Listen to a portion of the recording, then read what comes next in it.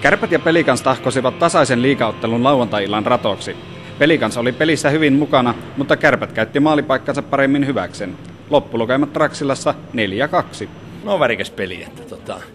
Eka erässä niin mä en tiedä oltiinko me vielä Oulussa, vaikka me tultiin jo eilen illalla. Kärpät pyöritti ihan yhtä maalia ja oli tosi vahva ja emme päästy kiinni ollenkaan. Selvittiin kuitenkin hyvällä maalivahtipelillä ja kuitenkin hyvällä taistelulla ja pikkusen tuurillakin 1-1.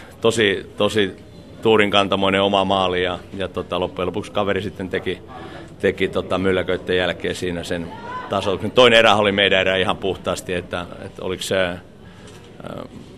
Niemellä 2 torjuntaa ja meillä oli siellä tyhjää maalia ja läpiajoa puolittaista ja tosi hyviä paikkoja. Kuitenkin sitten tommonen ronkku omalta alueelta, joka meni yli laidan ja sitten väittäisit aika sattumoinen ylivoimamaali, että se kimpoo suoraan kaverille sinne ruuhkasta. Sitten ihan hyviä mahdollisuuksia oli kolmannessa erässä kyllä, mutta ei meillä kestänyt kantti.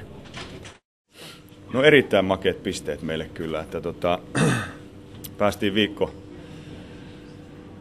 tavallaan aika raskas viikko päästiin päättämään hienoa voittoa ja tänään ei ollut joukkueessa heikkoja lenkkejä, että sen se vaan vaatii, että jokainen on henkisesti ja fyysisesti paikalla, että sarjapisteitä tulee ja on kyllä pirun tyytyväinen joukkueesitykseen, ennen kaikkea tuohon taistelutahtoon ja ilmeeseen, että tämä on pojille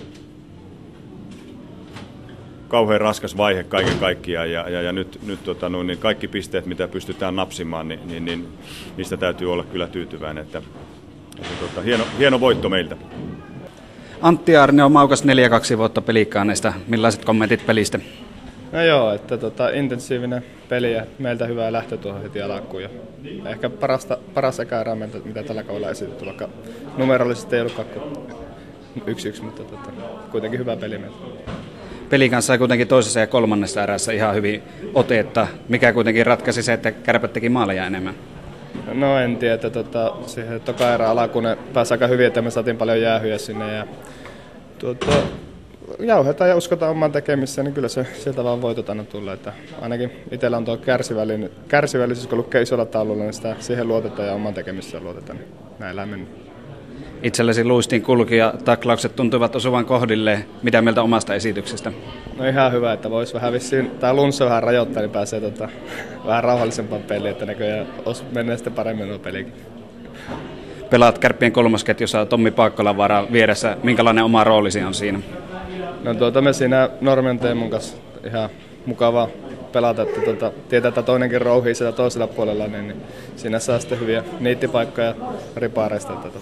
Ihan mukava siinä pelata Tommin kanssa ja Teemun kanssa. En tiedä, mukava yhdistelmä, että itsellä ainakin passi. Sait alkukaudesta aika paljon jäähyjä, mutta sen jälkeen on sitten ollut sillä suunnalla hiljaisempaa. Pitikö korjata omaa pelityyliä kesken kauden? No en mä sitä mitenkään korjannut, mutta otin vähän vauhtia pois sillä, että kuitenkin taklaa vielä ihan samalla lailla. Yhdessä pelissä sai vastaavasta, mikä tänään tuli taklassa, sai 5+20. Ei tullut tänne.